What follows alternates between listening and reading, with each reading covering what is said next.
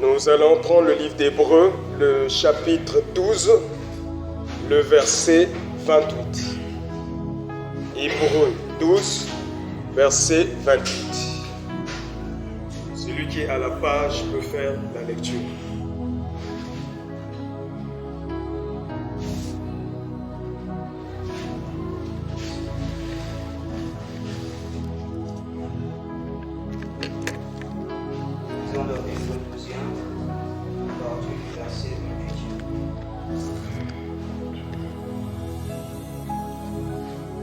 C'est pourquoi, recevant un royaume inébranlable, montrant notre reconnaissance en rendant à Dieu un culte qui lui soit agréable. Ok, remonte au verset 27 et tu descends jusqu'au verset 29. Verset 27. Ces mots, une fois encore, indiquent le changement des choses ébranlées, comme étant faites pour un temps, afin que les choses inébranlables subsistent. C'est pourquoi, recevant un royaume inébranlable, montrons notre reconnaissance en Dieu, en rendant grâce à Dieu. C'est pourquoi, recevant un royaume inébranlable, montrons notre reconnaissance en rendant à Dieu un culte qui lui soit agréable, avec piété et avec crainte, car notre Dieu est aussi un feu dévorant. Que Dieu bénisse la lecture de sa parole. Amen. Veuillez prendre place, je vous en prie.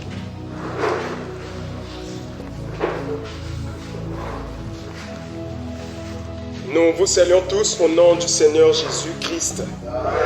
Que la paix de notre Dieu soit votre partage. Que le Seigneur, pendant ces moments, nous comble de joie, qui nous comble de paix et qui nous remplisse d'une bonne compréhension et qu'il mette aussi dans nos cœurs une bonne pratique de sa parole. Chacun de nous ici est venu pour un but précis. Et j'aimerais le dire dès le début, ce n'est pas tous qui venons à l'église qui venons pour le Seigneur. Il y a de ceux qui viennent uniquement pour dérouter ceux qui viennent servir le Seigneur. Il y a de ceux qui viennent uniquement combattre le culte même. Voilà pourquoi on ne se fie pas aux apparences. Et si tu comprends la réalité spirituelle qui se cache derrière, tu comprendras que quand tu viens à l'église, tu viens pour toi-même d'abord. Du coup, tu n'auras pas le temps, est-ce que X est là, est-ce que Y est là, et pendant que tu pries, tu n'as pas besoin de regarder quelqu'un.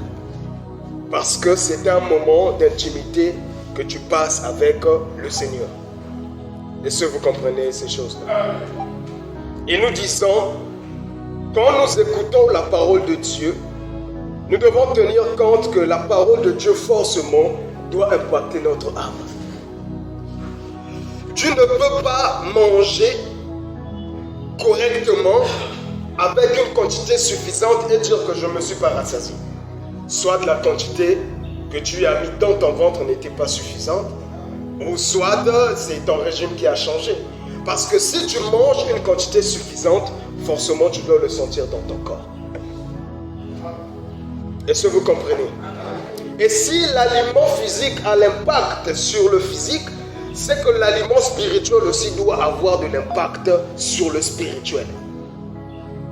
Il y a plusieurs, quand ils sont affamés, ils tombent malades. Maux de tête, fièvre, tu as l'impression que l'enfant est malade ou la personne est malade. Dès que tu mets à manger sur table, la maladie est partie. Ça veut dire la nourriture a influencé son être. L'aliment a eu de l'impact sur son physique. Parce qu'il se sentait mal, mais après avoir mangé, il se sent bien. Plusieurs étant affamés se sentent faibles. Je ne dirais pas plusieurs, je dirais tout être humain étant affamé se sent faible. La force que tu avais de soulever des poids, tu n'en auras pas parce que le ventre est vide. Les mêmes effets que nous remarquons sur le physique, c'est les mêmes effets qui s'accomplissent spirituellement. Quand l'âme n'est pas nourrie, l'âme est affaiblie. Et une âme affaiblie n'est pas au mieux de ses capacités. Ça veut dire qu'il y a des choses que tu ne pourras pas faire, même si tu avais envie de les faire. Il te manque des forces. Est-ce que vous comprenez? Mais nous disons, c'est pas parce que tu es assis en train d'écouter la parole que forcément ton âme a mangé. Mais c'est l'état d'esprit dans lequel tu es en train d'écouter la parole. C'est ça qui détermine si tu manges ou non. Je ne sais pas si on se fait comprendre. Ça veut dire que quand tu écoutes la parole de Dieu, il faut te rassurer que tu fais un avec le message qui est donné. Il faut que tu te rassures que tu es un avec le message qui est donné. Ce n'est qu'en ce net moment que l'âme peut recevoir la consistance nécessaire et dire que j'ai mangé et je me suis rassasié. Est-ce que vous comprenez ça? Je dis, l'impact de la parole de Dieu ne dépend pas de l'attitude que prend un prédicateur ou de la vigueur qu'un prédicateur peut dégager lors de son exercice. Le prédicateur peut être très vigoureux, dégager une certaine énergie physique lorsqu'il parle, dégager une certaine vigueur, mais sans pourtant transmettre quelque chose. Parce que nous disons, la transmission ne dépend pas des gestes que la personne fait lors de son exercice ou de la vigueur qu'il prend lors de son exercice. Mais l'effet spirituel de la parole de Dieu dépend de l'état d'esprit de celui qui prêche. Celui qui prêche doit faire un avec son message. Et pour faire un avec le message, il faut que la personne elle-même d'abord soit une personne disciplinée. Parce que la prédication, c'est une communication. C'est une transmission. Voilà pourquoi la Bible dit, l'homme ne peut que donner ce qu'il a. Si je suis désordonné, peu importe les belles paroles qui sortiront de ma bouche, ça sera sans effet. Parce que derrière la parole qui sort, il y a une puissance qui doit accompagner. Amen. Est-ce que vous comprenez ça? Et la puissance doit d'abord quitter la personne qui prêche pour se transmettre aux personnes qui écoutent. Est-ce que vous comprenez ces choses-là? Et quand tu pries pour écouter la parole de Dieu, dis toujours, Seigneur, que j'écoute la parole et que je reçois la puissance qui accompagne cette parole.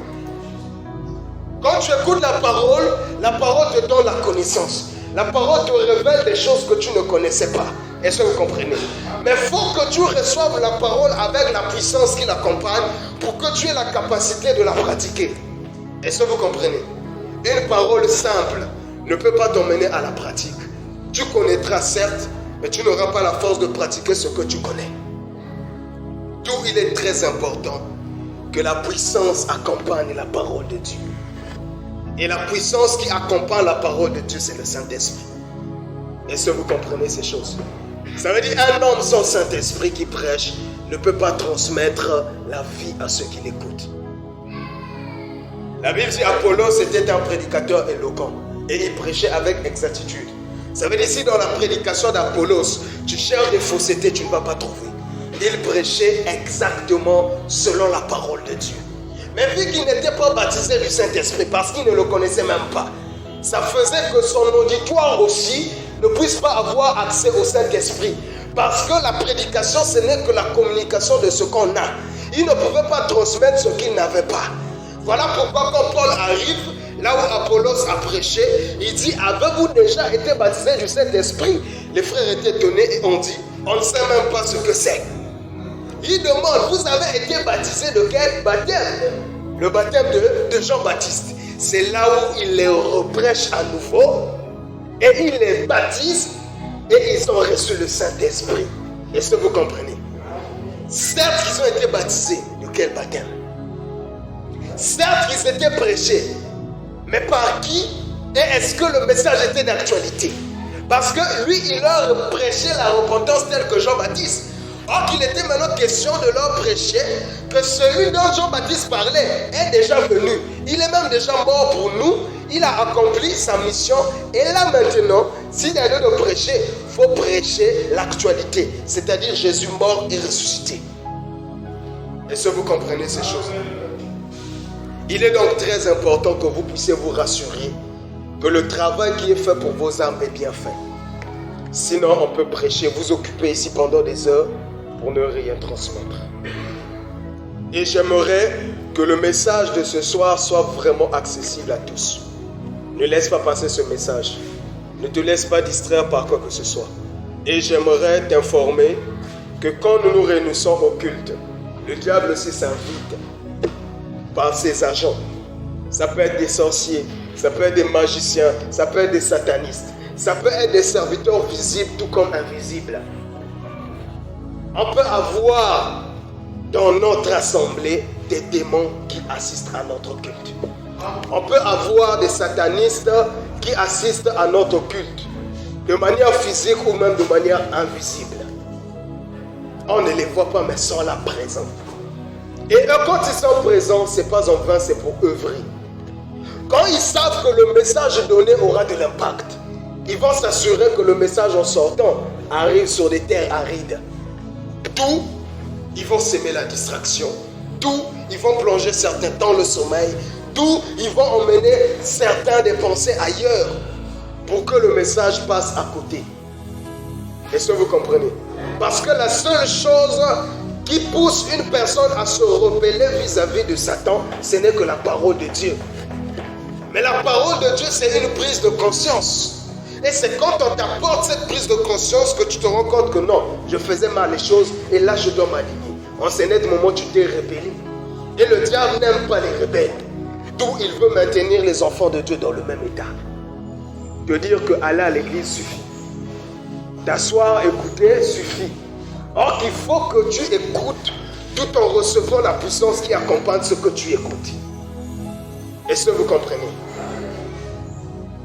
Voilà pourquoi j'aimerais attirer l'attention des enfants de Dieu. Soyez concentrés. Ne laissez passer aucune parole du Seigneur.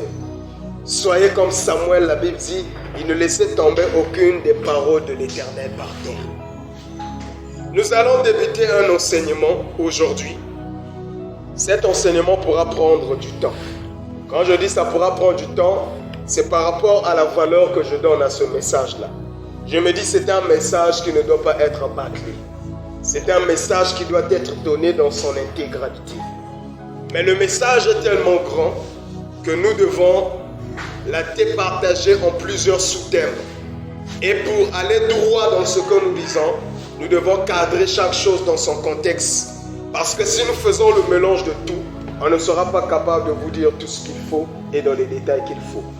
Nous allons donc scinder l'enseignement en plusieurs sous-thèmes. Et l'enseignement que nous débutons aujourd'hui est intitulé « Le culte ». Plusieurs enfants de Dieu ont cru à la parole du Seigneur, ont fait des années dans la foi, mais on ne leur a jamais appris ce que c'est le culte. Et voilà pourquoi nous rendons parfois des mauvais cultes à Dieu. Parfois, nous rendons à Dieu des faux cultes. Parce que nous ne sommes pas enseignés sur le culte. Plusieurs connaissent le culte par mot. Ils savent que le mot culte. Là même si je posais la question, frère, sœur, qu'est-ce que le culte? Plusieurs me diront le culte c'est chanter. Plusieurs me diront, mais le culte c'est tout ce qu'on fait à l'église. Mais je ne veux pas que vous soyez dans ce genre de définition. Donc nous allons prendre les écritures qui vont avec et vous positionner sur le culte.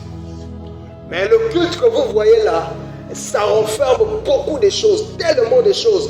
Et chaque chose doit être faite selon les normes. Et ces normes-là, plusieurs les ignorent. Est-ce que vous comprenez? Il y a de ces personnes que je vois en plein culte parfois qui me donnent envie de rire. Je dis, il ne comprend pas ce qu'il fait. Parce qu'avec le Seigneur, soit c'est ça ou c'est pas ça. Lui ne va pas se soucier que tu as payé ton transport pour venir ici. Même si tu vis de l'autre côté de la ville, pour venir ici, il faut prendre un avion. Si tu ne fais pas les choses correctement, le Seigneur considère que tu n'as rien fait. Est-ce que vous comprenez ces choses? Maintenant, comment faire les choses correctement si on ne sait pas comment ça se fait? Il faut donc que le peuple soit enseigné sur la façon dont les choses se font en présence de Dieu. Est-ce que vous comprenez ça? Voilà pourquoi nous avons pris l'écriture d'Hébreux que je vais encore relire. Ces mots, je suis dans Hébreux 12, verset 27. Ces mots une fois encore, indique le changement des choses ébranlées, comme étant faites pour un temps, afin que les choses inébranlables subsistent. C'est pourquoi, recevant un royaume inébranlable, montrons notre reconnaissance en rendant à Dieu un culte qui lui soit agréable, avec piété et avec crainte. Car notre Dieu est aussi un feu dévorant. L'écriture que nous venons de lire nous dit énormément de choses. Ici, l'apôtre Paul, par cette épître, nous fait comprendre que ayant reçu un royaume inébranlable, ça veut dire ayant reçu la grâce de Jésus qui nous fait rentrer dans un sacerdoce royal, nous devons rendre à Dieu un culte qui lui soit agréable. Et il dit, le culte qu'on doit rendre à Dieu et qui doit être agréable à Dieu doit se faire dans la piété et dans la crainte. Et le verset 28 dit, car Dieu est aussi un feu dévorant. Ça veut dire quand il s'agit du culte, si les choses ne sont pas faites correctement, Dieu peut changer son visage pour devenir un feu dévorant. Est-ce que vous comprenez? Mais comment nous pouvons comprendre une chose si nous ne voyons pas cette chose depuis son origine? Si nous ne voyons pas la chose depuis sa naissance? Et nous disons le culte est né où? Ça nous pousse à recourir aux Écritures. Et nous allons prendre Romains le chapitre 9, versets 3 à 4.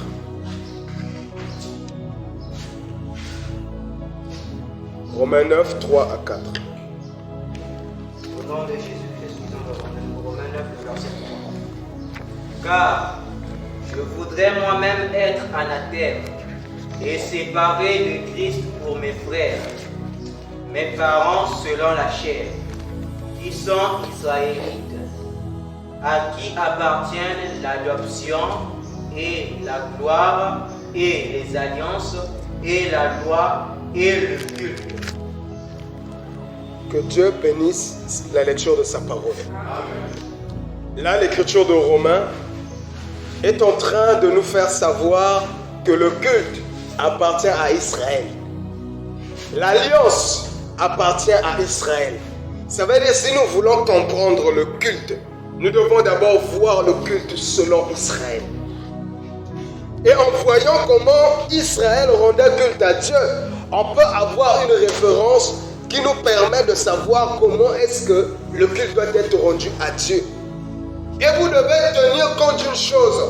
Le culte qu'Israël rendait à Dieu était instauré par Dieu lui-même. Les détails du culte étaient donnés par Dieu au travers de son serviteur Moïse. Tout ce qui se faisait le long du sacerdoce lévitique était purement inscrit par Dieu. Ça veut dire que Dieu a montré à Israël comment il aurait aimé qu'on puisse l'adorer. Comment il aurait aimé qu'on puisse le rendre culte. Et nous allons nous appuyer sur ce modèle pour vous montrer qu'aujourd'hui, nous rendons culte à Dieu dans l'aventure. Et ne soyons pas étonnés que ce jour-là, ils nous disent « Je ne vous ai jamais connu ». Il n'est pas dans les sentiments, il n'est pas dans l'à peu près, il est dans l'exactitude. Est-ce que vous comprenez ces choses-là? Il est dans l'exactitude. La parole du Seigneur ou encore les choses de Dieu demandent une certaine précision. C'est comme la médecine, c'est comme la santé. C'est pas l'à peu près. Plusieurs sont morts parce qu'ils ont eu affaire à des docteurs qui ont fait l'à peu près. C'est la dose qu'il faut ou c'est rien. Est-ce que vous comprenez ça? Tu as le palu, on t'a même pas fait la goutte épaisse pour connaître l'intensité ou encore pour connaître à quel niveau tu en es déjà dans la maladie. Directement on prend, tu prends le Quartem, tu mélanges avec, je ne sais pas, Paludis, on te prend des médicaments, on te fait faire des mélanges, on te dit va prendre. Ce n'est pas étonnant qu'il y ait des rechutes. Parce qu'on doit d'abord connaître la gravité de la maladie et donner un traitement qui va avec. Le palu atteint un certain niveau où on ne peut plus te donner des comprimés. Il faut des injections. Le palu atteint un niveau quand ça devient très grave. Ça atteint le cerveau et on appelle ça le palu cérébral. Les gens peuvent penser que tu es devenu fou parce que tu vas commencer à raconter des choses qui sortent de l'ordinaire. Tu vas commencer à poser des actions qui sortent de l'ordinaire. On va se dire, mais il a atteint de la folie. Il a atteint de quoi? Mais à la base, c'était le palu. Palu maltraité, le palu qu'on a voulu calmer avec des comprimés et ça a dégénéré au point que tu commences même à risquer ta vie. Est-ce que vous comprenez ça? Ça veut dire l'à peu près a conduit à un risque énorme. De même aussi le culte, c'est pas l'à peu près. Quand on rend culte à Dieu, ça doit être ça. Les doses doivent être correctement données. Les choses doivent être exactement faites. Fait dans l'exactitude. Est-ce que vous comprenez ça? Et pour mieux le comprendre, vraiment l'exemple le plus parfait, c'est Israël. Parce que Dieu tuait les gens en plein service. Quand le service était mal fait, Dieu tuait les personnes qui osaient mal le servir.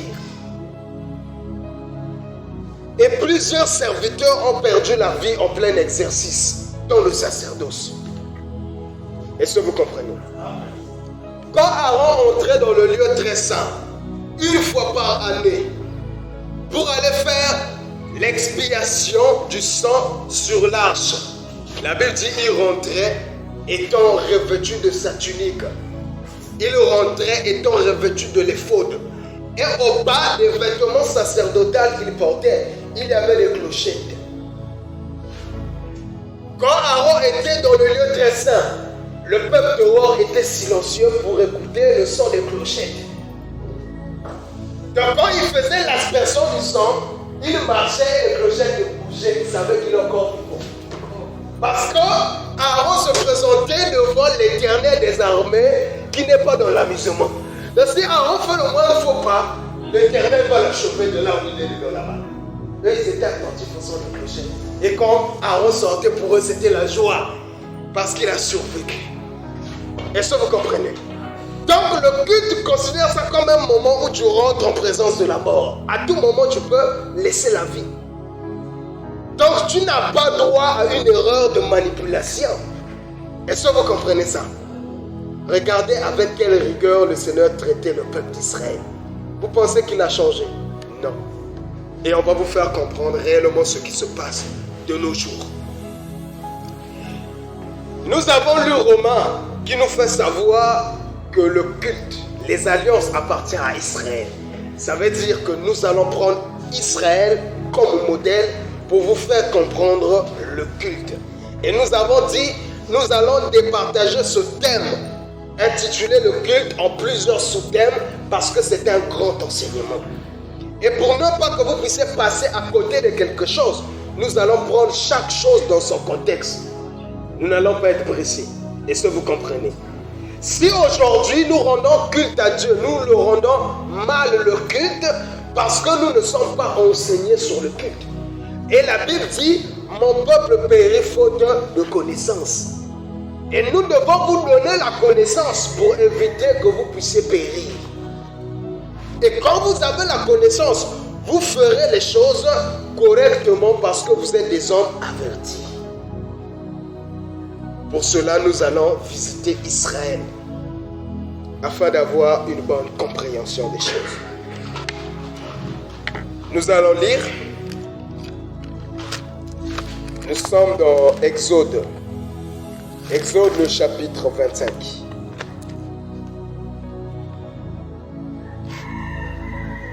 Exode le chapitre 25.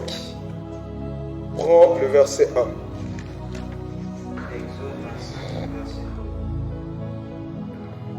L'Éternel parla à Moïse et dit, parle aux enfants d'Israël, qu'ils m'apportent une offrande.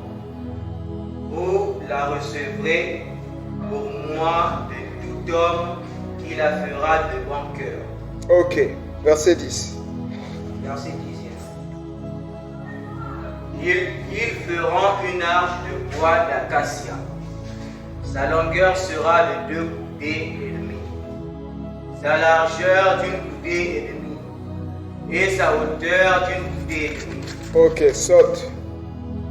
Prends le chapitre 26, verset 1. Chapitre 26, le verset 1er.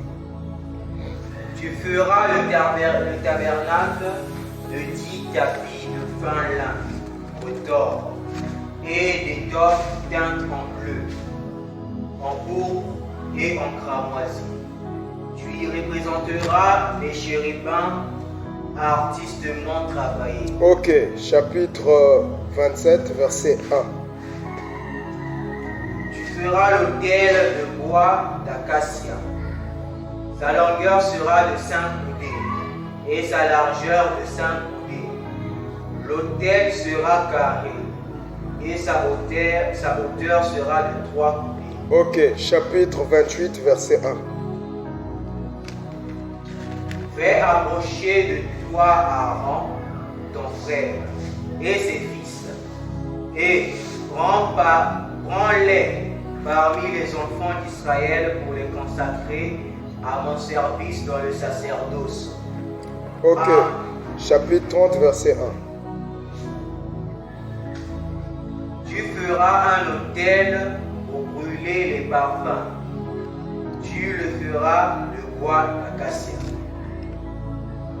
Sa longueur sera d'une coudée et sa largeur d'une coudée. Il sera carré et sa hauteur sera de 2 coudées.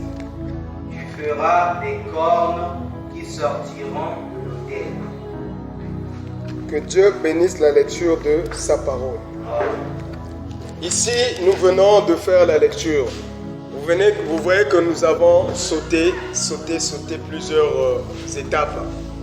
Parce que le but, ce n'est pas de vous parler du tabernacle, mais du culte qui avait lieu dans le sacerdoce lévitique, c'est-à-dire en présence de Dieu au tabernacle. Est-ce que vous comprenez ces choses? Il sera donc inutile d'aller dans les détails liés au tabernacle, mais nous allons tirer quelques éléments qui vont nous renseigner uniquement sur le culte et pousser les enfants de Dieu à voir le culte autrement. Ici, l'Éternel va s'adresser à Moïse et il va donner à Moïse des instructions liées au culte. Parce que jusque-là, Israël n'avait pas encore rendu culte à Dieu. Parce que pour rendre culte à Dieu, il faudrait que tu sois enseigné. Israël n'était pas encore enseigné. Israël ne savait pas comment est-ce qu'on pouvait rendre culte à Dieu. Est-ce que vous comprenez? Une femme n'est pas magicienne pour savoir ce que aime son mari. Si une femme peut savoir ce que son mari aime comme nourriture, aime comme couleur, aime comme préférence, je ne sais quoi, c'est parce que ce dernier l'a dit. Et l'Éternel aussi nous fait savoir ce qu'il aime. Et c'est ce qu'il fait avec Israël. Il avait besoin que Israël puisse l'adorer, que Israël puisse le servir. Mais il savait que s'il disait à un peuple totalement ignorant de l'Éternel, servez-moi, le peuple sera dans la difficulté de le servir. Il faut donc montrer comment servir Dieu. Est-ce que vous comprenez? Lorsque Israël a été déporté de leur terre, là je parle d'Israël des 10 tribus. Lorsqu'ils ont été déportés de leur terre, la Bible dit, le roi d'Assyrie qui les avait déportés avait pris d'autres nations. Il était venu remplacer là où se trouvait Israël. Maintenant, il a constaté qu'il y avait tellement de morts parmi les nations qu'il avait remplacées à l'endroit où était Israël. Il s'est posé la question, mais pourquoi ces gens-là meurent? Il y a des lions qui surgissaient de nulle part qui venaient dévorer les gens. Le taux de mortalité était élevé. Il s'est renseigné pour savoir pourquoi les gens mouraient lorsqu'ils ont été remplacés à la place d'Israël. Et ceux des sacrificateurs d'Israël l'a renseigné pour lui dire, c'est parce qu'ils ne savent pas servir le Dieu du pays.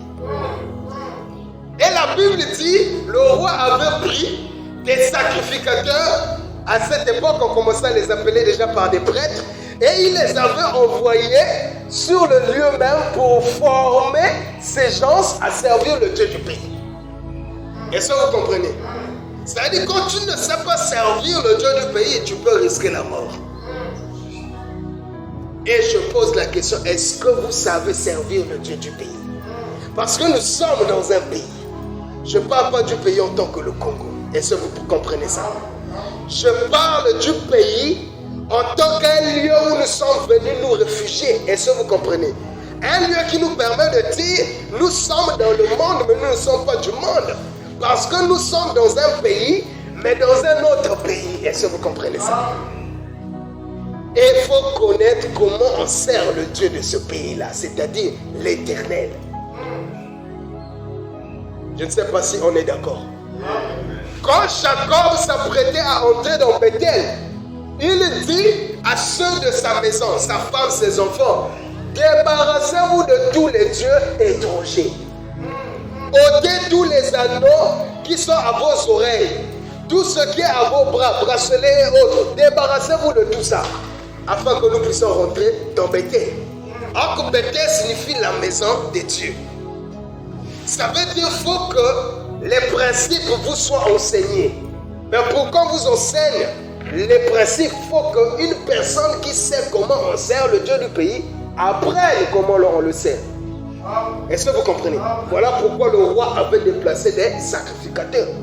Et nous disons aujourd'hui, par le Saint-Esprit, c'est le Seigneur lui-même qui nous enseigne, comme il avait fait à Israël, comment on doit lui rendre culte. Est-ce que vous comprenez ça? Pour que le culte ait lieu, le Seigneur a donné des directives à Moïse. Fais le tabernacle. Fais-le de 3 compartiments. Fais le parvis, le lieu saint, le lieu très saint. Au parvis, tu dois placer l'autel des holocaustes. Tu dois placer la cuve des reins. Dans le lieu saint, tu dois placer la table des pains de proposition. Tu dois placer l'autel des parfums. Tu dois placer le chandelier d'or. Dans le lieu très saint, tu dois placer l'arche de l'alliance. Est-ce que vous comprenez? Et chaque partie liée au tabernacle était faite selon la description du Seigneur. Et l'Éternel dit à Moïse, fais d'après le modèle que je t'ai montré. Ça veut dire, l'Éternel avait montré à Moïse la maquette pour que Moïse reproduise exactement ce que le Seigneur lui a montré. Ça veut dire, le Seigneur est dans les détails. Il faut que les choses soient faites exactement comme il le veut. Voilà pourquoi il a donné le modèle. Est-ce que vous comprenez ça? Et nous aussi, si aujourd'hui on peut rendre culte, on doit le faire d'après le modèle. Mais d'où nous vient le modèle? Nous disons que Romains nous dit ces choses-là par l'inspiration de l'apôtre Paul, que c'est à Israël qu'appartient le culte et les alliances. Donc si on peut rendre culte, on doit s'inspirer sur Israël, parce que c'est eux le premier peuple avec qui Dieu a marché physiquement. C'est eux le premier peuple avec qui Dieu a traité alliance. C'est le premier peuple à qui Dieu a donné sa loi et à qui Dieu s'est fait connaître. Est-ce que vous comprenez ces choses? Et nous aujourd'hui, par la grâce, nous avons reçu le même Dieu. Est-ce que vous comprenez? Mais dans un sacerdoce différent. Et nous ne sommes pas un peuple physique qui marchons avec lui d'une manière physique, quitter un lieu pour un autre lieu, mais nous sommes un peuple spirituel qui marchons avec lui d'une manière spirituelle. Est-ce que vous comprenez? D'où nous devons faire les choses autrement, mais d'après le modèle. Est-ce que vous comprenez? Si le Seigneur se manifestait quand ceux qui ont commencé ces choses avant nous, ceux qui ont débuté avant nous, si le Seigneur se révélait, si le Seigneur agissait puissamment, parce qu'il savait comment rendre culte à Dieu. Est-ce que vous comprenez? Et nous disons, le Seigneur, par sa grâce, a permis que le peuple soit maintenant enseigné sur le culte, pour que le peuple sache comment rendre culte à Dieu. La moindre position compte. Le moindre détail compte. J'ai bien dit, quand Aaron entrait dans le lieu très saint, sur les vêtements sacerdotaux qu'il portait, la tunique à l'extrémité avait des clochettes qui servaient de référence, de signe de vie quand il partait servir. Et quand il rentrait dans le lieu très saint, le peuple était attentif au coup des clochettes pour savoir s'il est encore vivant. Parce que l'Éternel tuait les gens lors de son service, quand le moindre détail ne correspondait pas à ce qu'il avait déclaré.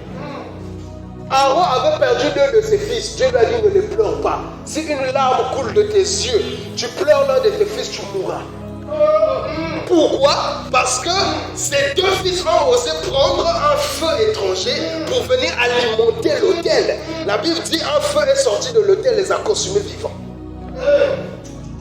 Comprenez la rigueur du culte. Et dans les détails, vous comprendrez en réalité qu'est-ce que c'est le culte. Et tu diras: ah, vraiment je manque du respect à Dieu. Je fais vraiment mal le service de Dieu. Je le fais très mal. Est-ce que vous comprenez?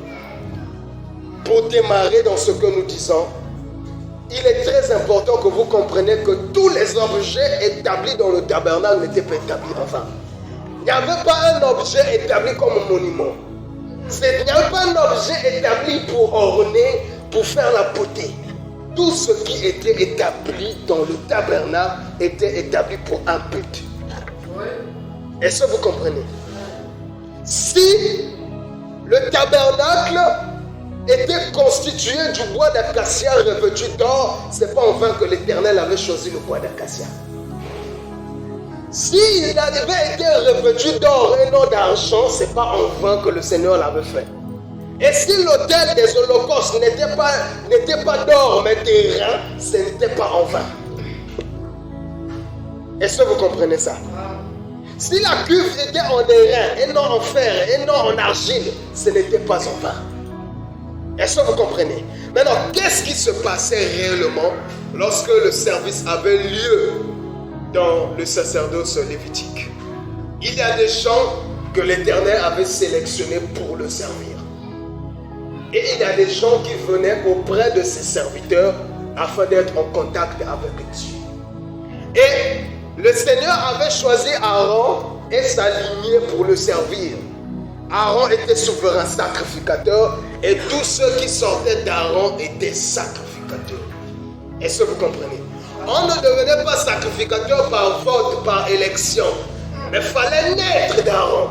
Il fallait sortir de la lignée d'Aaron pour être un sacrificateur. Est-ce que vous comprenez ces choses-là?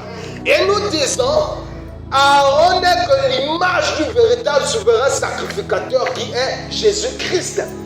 Et l'Apocalypse nous dit que Dieu par Jésus-Christ a fait de nous un royaume et des sacrificateurs. Ça veut dire qu'il a fait de nous sa lignée propre. Voilà pourquoi la Bible dit que lorsque nous recevons le Seigneur, donc à tous ceux qui l'ont reçu, Dieu donne le pouvoir de devenir enfants de Dieu, lesquels sont nés non pas de la chair ni du sang, mais qui sont nés de l'Esprit. Donc nous disons, c'est par la naissance du Saint-Esprit que nous devenons les fils d'Aaron. Ce n'est plus par le sang, mais c'est maintenant par l'Esprit. Ça veut dire que toute personne n'étant pas baptisée du Saint-Esprit ne peut pas s'auto-proclamer fils d'Aaron, c'est-à-dire appartenant à Jésus. Et si tu n'es pas baptisé du Saint-Esprit, c'est que tu n'es pas sacrificateur. Parce qu'un sacrificateur, c'est celui qui sort de la lignée d'Aaron. Or, pour sortir de la lignée d'Aaron, il faut naître d'Aaron. Et nous disons naître d'Aaron. Quand nous parlons de la révélation, nous disons que c'est Jésus-Christ lui-même. Il faut naître du Seigneur Jésus. C'est ce que Nicodème, docteur de la loi, pendant des années n'a pas compris. Il dit, Seigneur, comment faire pour naître de nouveau? Dois-je encore retourner dans le sein de ma mère et renaître? Le Seigneur lui dit, ce qui est de la chair est chair, ce qui est de l'esprit est esprit. Tant que l'homme ne naît pas d'eau et d'esprit, il ne peut voir le royaume de Dieu. Est-ce que vous comprenez? Revois donc ton baptême, l'eau. Est-ce que vous comprenez? Tu es d'abord né d'eau. Revois d'abord le baptême que tu as reçu. C'est très important. Si tu es né d'eau, revois maintenant, est-ce que tu es aussi né de l'esprit? C'est la seule chose qui te garantit que tu es fils. Est-ce que vous comprenez ça? Aujourd'hui, avec l'aide de la science, On a cette capacité de déterminer si cet enfant que tu as est réellement ton enfant par un test appelé le test ADN. Le but du test ADN, c'est de chercher une partie du père dans cet enfant-là. Est-ce que vous comprenez? Le but de ce test, c'est chercher la partie du père dans l'enfant. Parce que quand tu es né d'un père, tu dois forcément avoir une partie de ce père en toi. Et la biologie appelle cela les gènes. Est-ce que vous comprenez ça? Le patrimoine génétique. Donc dans tes gènes, tu as une partie de ton père. C'est ce qui caractérise même le comportement de certains enfants. On dira son père était comme ça à son enfance. Mais son père ne lui a pas enseigné ces choses. Mais parce qu'il a une partie de son père en lui, il se comportera comme son père. Est-ce que vous comprenez? Ça, on ne lui apprend pas ça. Il a déjà reçu. Est-ce que vous comprenez? Maintenant, nous disons ici, le test ADN véritable, c'est la découverte du Saint-Esprit dans l'homme. Est-ce que vous comprenez? Pour que nous puissions reconnaître que tu es fils de Dieu, il faudrait que tu aies une partie de Dieu en toi. Alors que la partie de Dieu dans l'homme, c'est le Saint-Esprit. Est-ce que tu as le Saint-Esprit pour confirmer que tu es descendant d'Aaron? Est-ce que vous comprenez? Et si tu es descendant d'Aaron, ça fait de toi de façon officielle un sacrificateur. Et si tu es sacrificateur, est-ce que tu sais comment servir Dieu? Est-ce que tu connais les lois qui régissent le culte? Est-ce que tu connais comment fonctionne le sacerdoce? Point d'interrogation. Au cas contraire, tu seras un faux sacrificateur. Est-ce que vous comprenez? Ce qui fait le sacrificateur, c'est le sacerdoce. Et si un sacrificateur peut servir, c'est parce qu'il connaît les lois qui régissent le service. Est-ce que vous comprenez ça? On a beaucoup à lire, mais la lumière, je crois, va nous faire défaut. Mais ce n'est pas grave. Nous allons lire. Nous allons lire Exode 30, versets 18 à 21.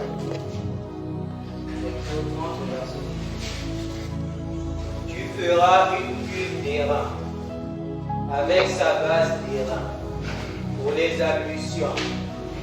Tu la placeras entre la tente d'assignation et l'autel, et tu y mettras de l'eau, avec laquelle Aaron et ses fils se laveront les mains et les pieds.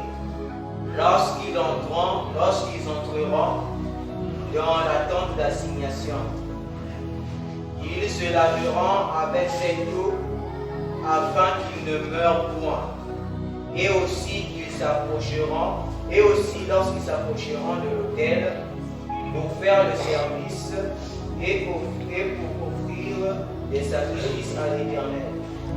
Ils se laveront les mains et les pieds afin qu'ils ne meurent point. Ce sera une loi perpétuelle pour Aaron, pour ses fils et pour leurs descendants. Ok, prends Exode 19, 22.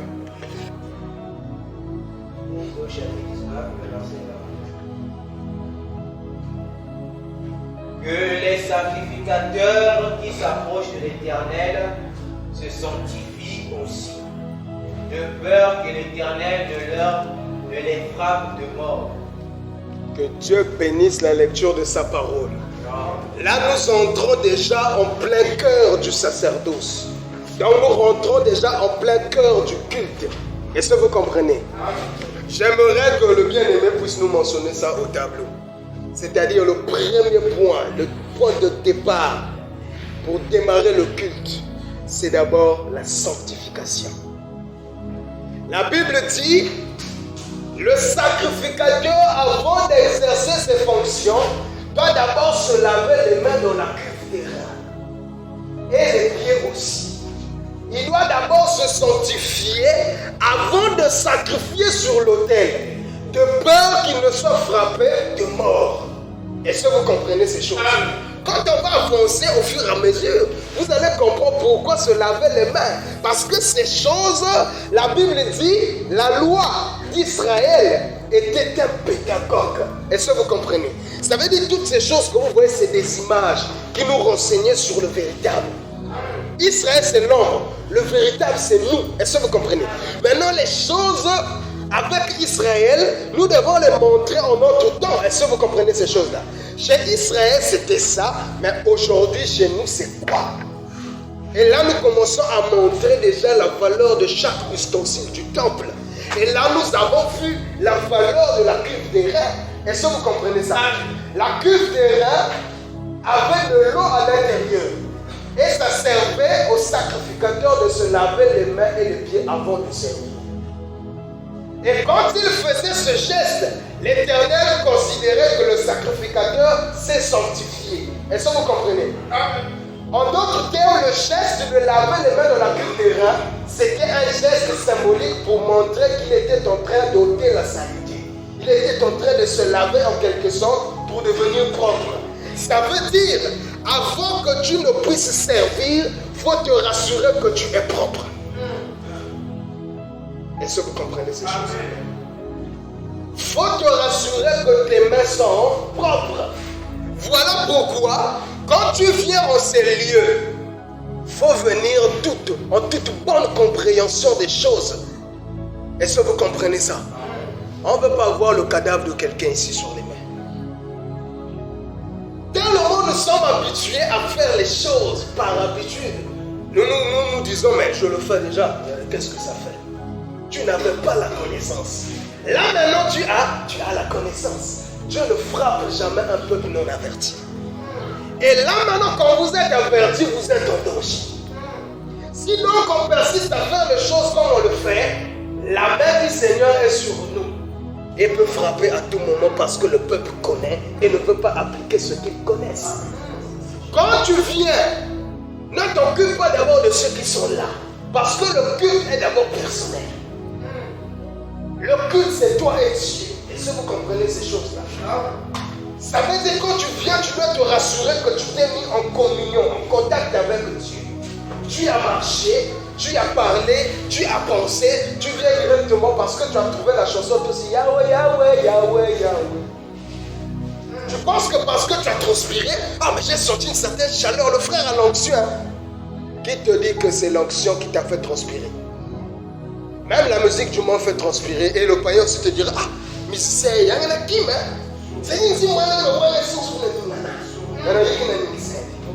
c'est le Saint-Esprit. Est-ce que vous comprenez? Quand tu viens, établis d'abord la connexion avec Dieu. Peu importe le temps que ça te prendra, prends le temps. Est-ce que vous comprenez? Tu ne mets pas tes mains dans la cuvette et tu les sors, non? Parce que je dois seulement les mettre dans la cuvette. Tu t'assures que les mains sont devenues propres. C'est en ce moment que tu sors les mains. On est d'accord ou pas? Une personne qui n'a rien touché, qui se lave les mains, n'aura pas la même durée de lavage avec une personne qui est allée faire la mécanique. Lui, il a la vidange dans ses mains, il a de l'huile, il a la graisse. Il ne va pas faire comme tu as fait, les mains deviennent propres. Il doit chercher un détergent, il doit nettoyer les mains avec du savon, renettoyer encore. Et quand on verra l'endroit où il y a quelqu'un qui est passé. Est-ce que vous comprenez? C'est les dégâts causés qui déterminent la durée que tu fais dans le nettoyage de tes mains. Tu ne viendras pas symboliquement, Seigneur, je te bénis, merci de ce que tu as fait, que j'arrive à faire. Et on est déjà où? Tu n'es pas chez toi. Prends le temps dans la prière. Dis-toi que je suis venu, pas pour venir m'amuser, mais pour me mettre en contact avec Dieu. Et le contact avec Dieu est lié à mon état d'esprit. Si je fausse dès le départ, j'ai tout faussé. Même la parole va me passer outre. Est-ce que vous comprenez? Un prédicateur peut prêcher, étant accompagné de la puissance de Dieu. Si ton cœur n'a pas été préparé, le message va te passer. Tu ne sentiras rien. Pas parce que le prédicateur n'était pas disposé, mais parce que ton cœur n'était pas disposé à recevoir. Est-ce que vous comprenez ces choses? Tu prends le carburant, pétrole, gasoil, tu renverses au sol. Tu viens planter des choses dessus, ça ne va pas germer. Parce que le sol est pollué. Est-ce que vous comprenez ça? Et nous disons ici, le péché est une pollution. Et quand tu pries dans un état de péché non résolu, ça te remonte à l'esprit à chaque fois que tu écoutes la parole. Et au lieu d'être concentré, tu es distrait par ton propre cœur. Est-ce que vous comprenez ces choses? Et ce que le prédicateur dit peut devenir comme un bruit. La première des choses, c'est la cuve des reins. Il faut toujours se laver les mains. Il faut toujours se laver les mains. Quand tu viens, que nous soyons en train de prier, que nous soyons en train de chanter, que ce soit un moment de parole, mets-toi d'abord en prière personnellement. Établis le contact avec Dieu. Est-ce que vous comprenez? Prends le temps qu'il te faut dans la présence de Dieu pour que tes mains soient pleinement lavées. Est-ce que vous comprenez? Et pourquoi les mains doivent être lavées? Chez Israël, c'était pour ne pas être frappé de mort. Vous avez dit, mais le Seigneur est sévère. Pourquoi il va frapper de mort une personne parce qu'il n'a pas lavé ses mains dans la cuve des reins? Non seulement c'est un geste symbolique, mais l'autel de Dieu, c'est sa table. Tu viens avec des mains sales, tu veux commencer à le servir. Attention. Et nous prendrons l'écriture là où l'Éternel va dire que non, ma table, attention, on ne joue pas avec. Je suis un grand Dieu.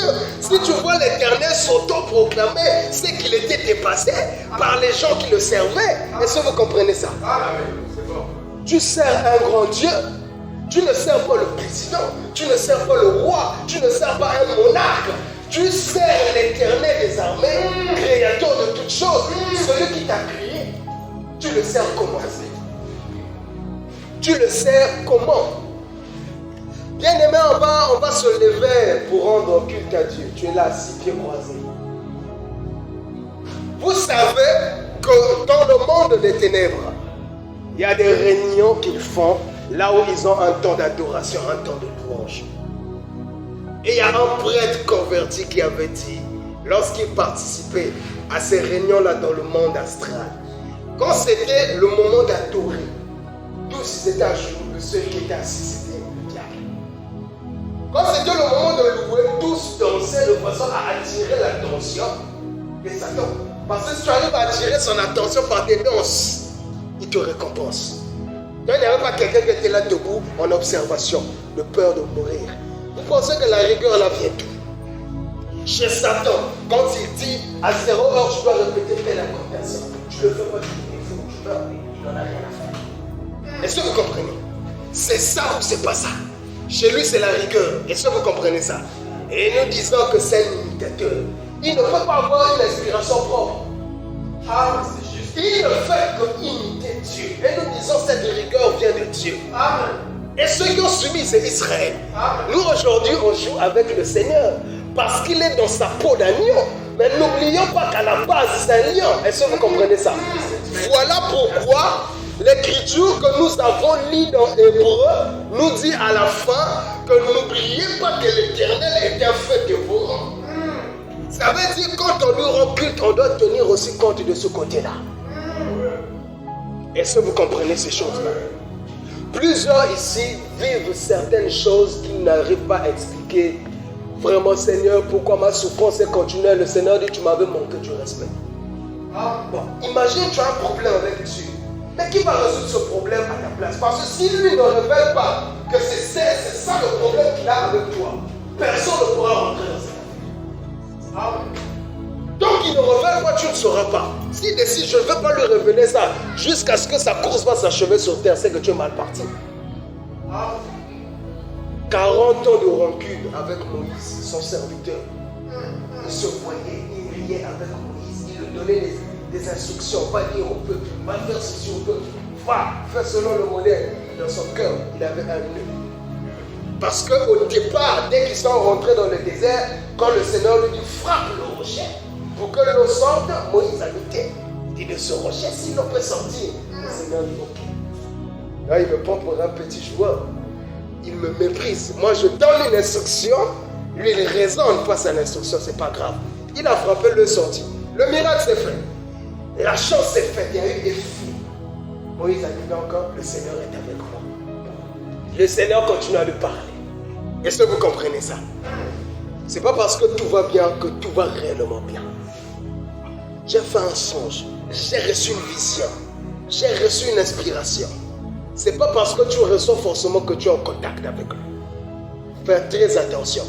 Et Moïse était étonné qu'au bout de la course, le Seigneur lui dise, tu vois, le pays que j'avais provisionné à Israël, c'est ça le pays. Contemple-le, tu ne le trouveras pas.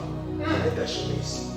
Mais Seigneur, mais qu'est-ce que j'ai fait? Souviens-toi, lorsque je t'avais dit de frapper le rocher, tu ne m'avais pas rendu gloire. Pour cela, je vais t'achever ici. Tu n'auras pas de cimetière. Tu n'auras aucun tombeau, moi-même je vais t'enterrer. Vous voyez à qui nous avons affaire. Ne prends pas Dieu en sentiment. S'il prend une décision, personne ne lui fera changer de décision. Est-ce que vous comprenez? Dans le gouvernement de Dieu, il n'y a pas de conseiller. Il n'a pas de conseiller. Quelqu'un qui pourra le calmer, l'apaiser. Non, Seigneur, tu sais, c'est quand même ta créature. Au temps de Noé, le monde était déjà surpeuplé. Il ne prend que 8 personnes, il arrose le reste de l'humanité. Donc c'est ton petit âme là qui va faire quoi? C'est toi qui vas lui faire changer d'avis. Ne prends pas Dieu au sentiment. Est-ce que vous comprenez ça? Le culte, c'est un moment où nous rendons gloire à Dieu. Et quand tu fais mal les choses, tu méprises Dieu. C'est que tu ne reconnais pas devant qui tu es. Est-ce que vous comprenez ces choses? Quelqu'un qui te donne le souffle, qui décide si tu dois être debout ou tu dois t'asseoir. Chaque mouvement que tu as, c'est lui qui autorise. Oh. Vraiment, tu ne comprends pas la grandeur de celui que tu viens adorer. Un grand Dieu que nous servons, devant lequel le diable tremble. Mais le diable a des gens qui tremblent devant lui. Mais lui devant Dieu, il tremble. Combien de fois toi? Est-ce que vous comprenez? Ce qui déclare, c'est ce qui se fait. Ça veut dire la première des choses, tiens compte devant qui tu es. Ne t'engage pas à faire le service de Dieu sans la sanctification. C'est une injure à Dieu. À ses yeux, tu as les mains sales, mais tu commences à lui servir en marche. Est-ce que vous comprenez ces choses-là? Prends le soin de te laver les mains. Est-ce que vous comprenez? Nous allons prendre le deuxième aspect. Le frère aussi va mentionner ça au tableau et nous allons nous arrêter là. Le temps est déjà parti. Nous allons continuer prochainement. Nous lisons dans le livre de Lévitique 3, versets 7 à 8.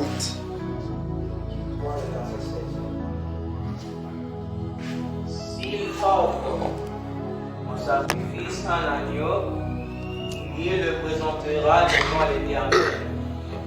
Il posera sa main sur la tête de la victime, qu'il égorgera devant la tente d'assignation.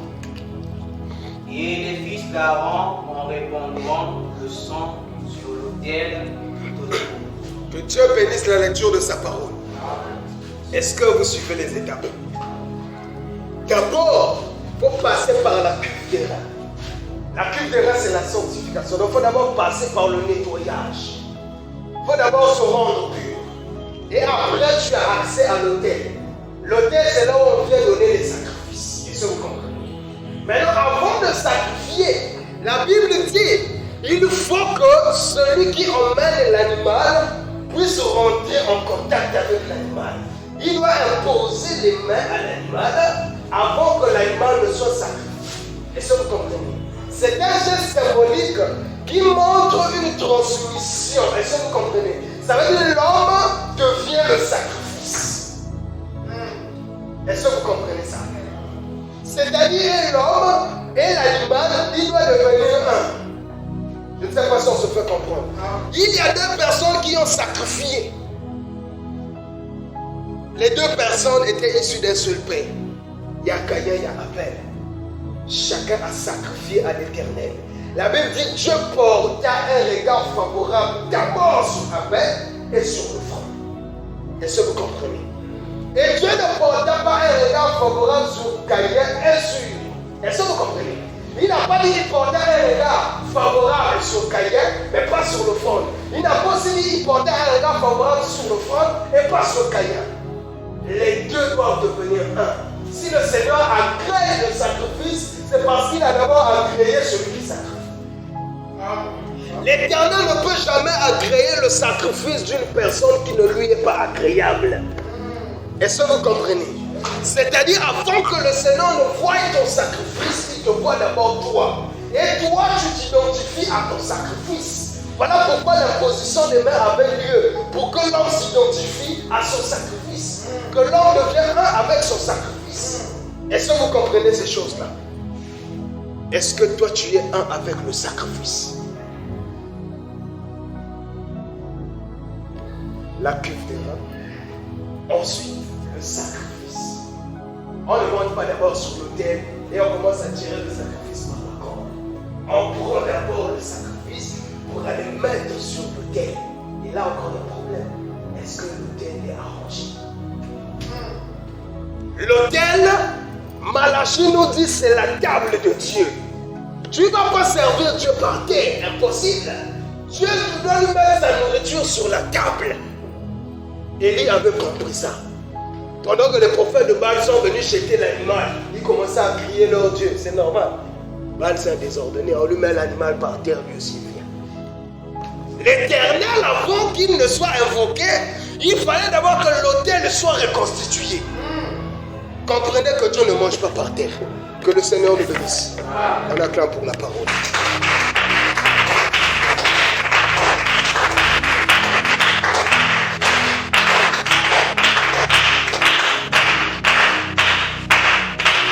Bien-aimé, que le Seigneur vous bénisse. On a déjà touché 3 aspects liés au culte.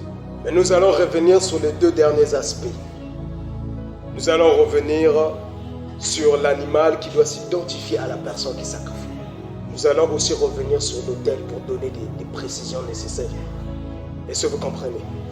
Mais nous avons retenu déjà quelque chose.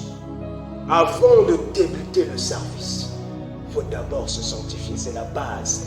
C'est ça qui détermine si ton sacrifice sera agréable ou non. Parce que c'est d'abord ton état d'esprit que Dieu voit avant toute chose. Il faut que les mains soient propres. Et pour cette notion, parle au Seigneur. Seigneur, merci de m'avoir fait comprendre qu'on te sert avec les mains propres. Et si tu te souviens avoir fait des aventures en venant rendre culte à Dieu, tu l'as rendu culte sans même te sanctifier. Il est temps de te repentir pour ne pas que tu sois dans le piège de Moïse et que Dieu te dise à la fin de la course que toi tu seras perdu parce que tu m'avais manqué du respect. Dis Seigneur, chaque fois que j'ai méprisé le culte, par manque de connaissance, que je n'ai pas fait les choses comme il se devait, pardonne-moi. Prends le temps de te réconcilier avec Dieu dans ce sens par rapport au culte. Prions au nom du Seigneur Jésus-Christ.